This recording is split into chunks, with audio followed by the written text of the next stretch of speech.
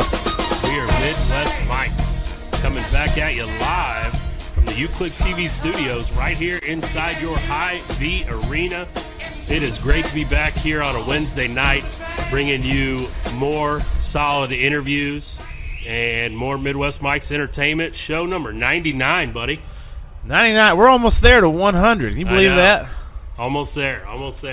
So we always, as always, Jim is up there running everything behind the scenes, making us look good, sound good, all those things. But at this time, we will welcome in Coach Billy Donlon of the Kansas City Roos.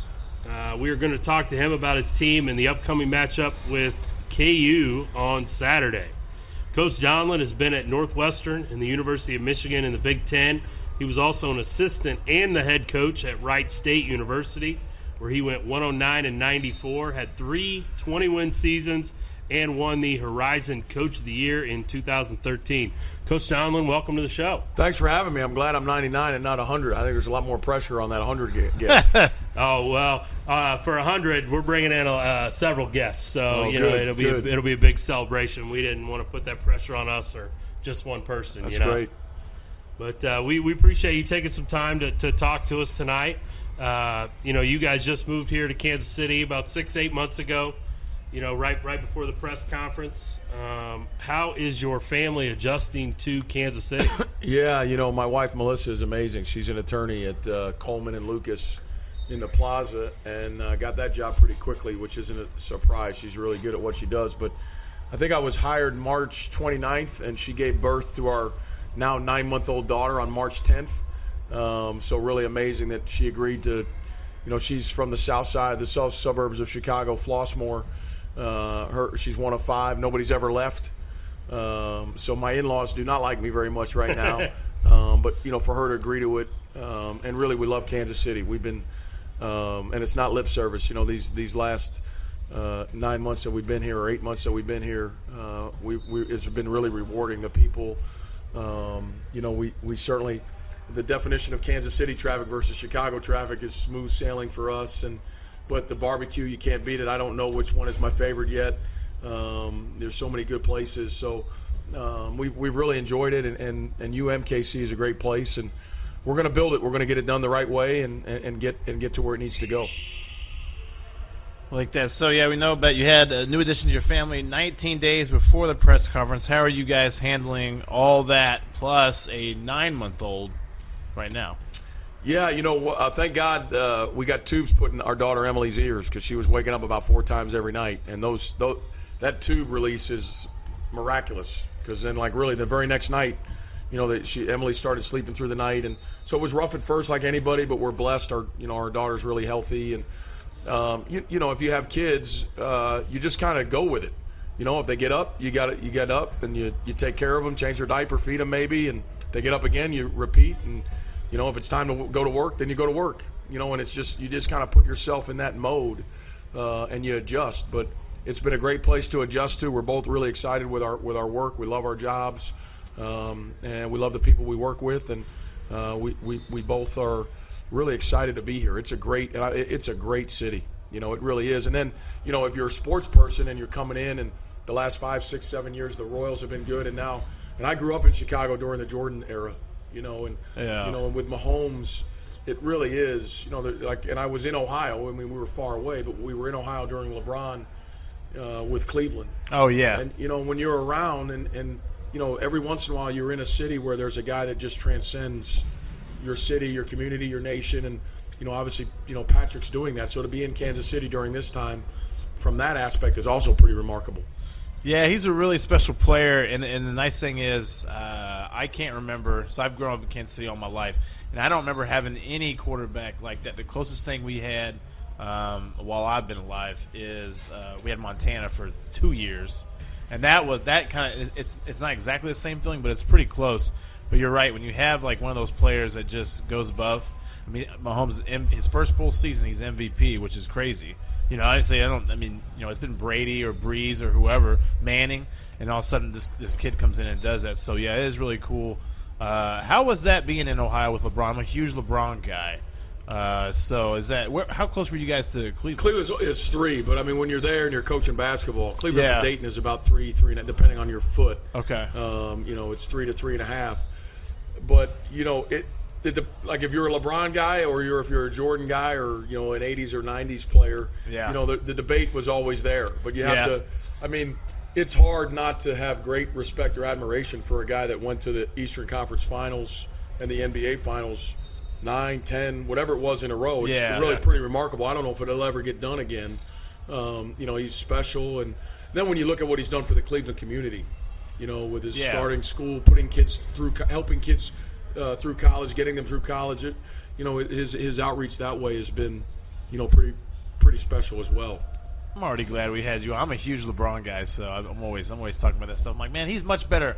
He was much better off the court than Jordan was. I'm not saying Jordan was, I think LeBron was a better player, and we argue about this a lot. But I think off the court, LeBron's been outstanding. A lot of the new NBA guys are like that, though. A lot of them give back the big time. So we've gone back and forth a lot about that. But one thing we do both agree on is that you have to appreciate the greatness. LeBron is a great player. Jordan was a great player in his time. Some people get so caught up in that argument that it's like, well, I can't enjoy LeBron and what he's doing and what he's done in the NBA. Well, and you're lucky if you live through both. Yeah. If you're of an age where you were around for some of both, and they're both, you're right, they're both special. You got to appreciate them both, and the eras are just different. The games are so different now. The game is so different now than it was when Michael played, and good or bad. Mm-hmm. I mean, there's now it's a less physical league. It's a less physical game. I'm not advocating that that's good or bad, but there's a reason why the Pistons had the Jordan rules, and then the NBA said we got one of the best players of all time. We got to change the rules a little bit on physicality. But LeBron's tremendous. He's 6'8", 6'9", has all the skills, has an incredible that like behind the back cross court skip that he threw this year. It's. I've been trying to catch the Lakers games when I can, though. So but it's late, right? It's ridiculous that the pick and roll he runs with AD is. I don't even know how you defend it right now. So big time Bulls fan, right? No, I'm weird. So I'm not weird. My parents are born and raised New Yorkers. I'm actually a born New Yorker. Okay. So I don't really have an NBA team. Okay. I'm honest about that. I kind of like players, so I'm one of those like I just jump, but I'm honest about it. I don't like suddenly like the Lakers because LeBron. But I'm a diehard New York Giants and a diehard Boston Red Sox fan, and I can explain that. How can you be a Giants fan? I can explain that. My dad. I think my dad has a harder time when the Giants lose than when the KC Roos lose. He is and right now, so the Giants the last 5 years, it's been tough sledding. But my dad hates baseball. Okay. And my dad was an assistant. We moved to New England when I was a kid, and he was an assistant at Providence College for back then a kind of a legendary coach named Joe Mulaney, and then the guy that replaced Coach Mulaney and kept my dad on was Rick Pitino. And so when I was a little kid, Coach Pitino in the summer had scheduled to take the whole coaching staff to see the Red Sox play in Fenway. And I was like a second or third grader, and this is like 84 or 85, and maybe 85, 86. And Pitino comes in the gym and says this other assistant can't come, just bring little Billy, which was me. So I go, and I get to see the Tigers play the Red Sox. Jack Morris pitched. Wow. And from there on, I became a diehard Red Sox fan. And I've been through all the Bill Buckner between the legs. Like I didn't just jump on. This century's been great as a Red Sox fan, but I went through the heartaches of the '80s and some tough losses in the '90s, and so those have been my teams. I mean, those are my teams. Well, I like that. That's a really good way to just your teams. I mean, I don't know if you chose your team or your team's kind of chosen for you through your first experience. My first experience was, and you remember the pitcher. That's even crazier too. My first experience, I had to see Griffey hit a home run. Oh, did and you? I was really? like, man, Junior? My favorite, obviously. Junior. So my favorite player became Griffey, and then obviously I'm a Royals fan, but Junior is amazing. I wish he would have got a ring, but. So I'm rooting for the Cowboys. I'm kind of I always root, like if we're out, if the Giants are out, I root for the team from our division to do well. Okay. I'm one of those guys. Like like everybody says the NFC East is no good, and based on record we're not. Yeah. But whoever represents the East, I'd love to see them go far. Yeah. Because then it's like, well, we're still playing one of the best. He's not like that. The only team I don't do that with is the Yankees. Oh, You know, okay. There you so go. like, if the Blue Jays are the representative or the Orioles, good? or I'm good, but just not the Yankees. Yeah. I think as a Red Sox fan, you'd almost get kicked out of the group. Yeah, you'd lose. Yeah. Yeah, it'd be If over. you cheer Yeah, for the Yankees. Yeah, You know, I mean, I did. The Eagles are the hardest ones for me to cheer for from the NFC. Right. Being a Cowboys fan, but I was hoping that they would go ahead and win. 3 years ago or 4 years ago, whatever it was, with the Patriots. Yeah, with the Patriots. Really easy to cheer for Nick. It was really easy to cheer for Nick Foles. Yeah. Yeah.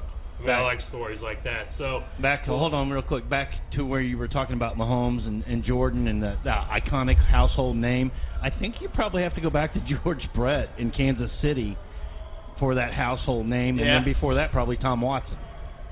No, and that's I think you're right. that was the other. I went and had the opportunity to go to an ALS event that is run here in the city, and I got to meet Tom Watson and George Brett. What an amazing just shake their hand. And Sarah too, right? Yeah. And Did you meet Sarah as well? The gal, the cop in the wheelchair that's got ALS. She was there that night as well. I did. Yes, I did. I met Sarah. Yep. It just to you get so lucky when you coach. Sometimes you get to meet some people you normally would never get to meet, and and what incredibly nice people. George was, and Mr. Brett, Mr. Watson were. My experiences here have been amazing, and when Jordan, where the Bulls practice facility used to be was like 10 minutes away from where I went to high school. Okay, right. You remember? I don't know how old you are, but I don't know if you remember. He had a press conference when he came out of retirement, right? And I cut class. So I have my diploma from Glenbrook North High School, so they can't take it away. But I cut class to go to the press conference when he just said I'm back. Like I've been in the I think you like anybody in Chicago will forgive you for that. Yeah, right. Yeah. You think so, right? I'm okay. yeah, you're all I right. think you're good. I mean, that was a big time. Coach, I the remember only the one baseball press conference better than the basketball one. The baseball one better than the basketball one when he was going to go play baseball. Yeah, I didn't. Yeah, that was. Yeah, I He's wasn't there for that one. I wasn't there for that one. Yeah, that one probably hurt. That a one little hurt. more, too. That hit the heart because, the one thing is that and when it got a little haywire with Jordan and Phil Jackson and Scottie Pippen with Jerry Krause, the GM. If it didn't get haywire, he might have won more. After they won the second three-peat, if they could have stayed together, he might have won more. Yeah, I mean, it's always, as a Cowboys fan, the similar situation, if Jerry and Jimmy could have just worked it out there, Right. In 94, 95, 96, who knows how many in a row they could have won. But that's always the crazy thing with sports. I was gonna say, I just saw a thing today about that. It was just on YouTube going through the feed, and it was Troy Aikman talking about how he disliked Barry's coaching style. You ever seen that clip? Yeah. I mean, and then they had a sideline clip of Troy, and he's going off on these players. And Troy said it the last half of his career, he said he really wasn't having too much fun because he was having to be coach on these guys. Yeah. Because whatever. So I agree with you guys. I think if Jimmy would have stayed, I think you guys would have won 3 more. Yeah. Talent was there. So what made let's transition and talk, your Kansas City Roos now. What made it the right time for you to transition from, Northwestern and to take this job, and with the rebranding, going from KC Athletics to Kansas City Roos and all those things are kind of happening, new AD here. What made it the right time for you and this the right fit? Well, I had played, my tenure as a head coach, I'd played Kansas City twice, once at our place and once at Sweeney. If you recruit Division I college basketball, you make stops through Missouri or Kansas, whether you're recruiting the high school kids or the junior college kids. There's so much in the area. So I had been to Kansas City a couple times, and at Michigan we lost in the Sweet 16 to Oregon on a free throw blockout with Jordan Bell the year Oregon beat KU to go to the Final Four. So I had been here relatively recently, and then in conversations with Dr. Martin, I really believed in his vision, and I think there's nothing wrong with either way on these two things. I just think people, some people want to go join the Blue Bloods, the places that have always had tradition and be great, and then other people kind of want to be someone that is a founding father of success, a part of being the founding fathers of success. And for me, I've just always been drawn to being a part, not doing it yourself, but being a part with a group of people of being the first to do something. When I went to UNC Wilmington, they'd never won a championship in any sport. And then in my 8 years there, we won, I think, 4 championships, went to a couple NCAA tournaments. One year, we lost at the buzzer to Maryland on a shot, and then we went to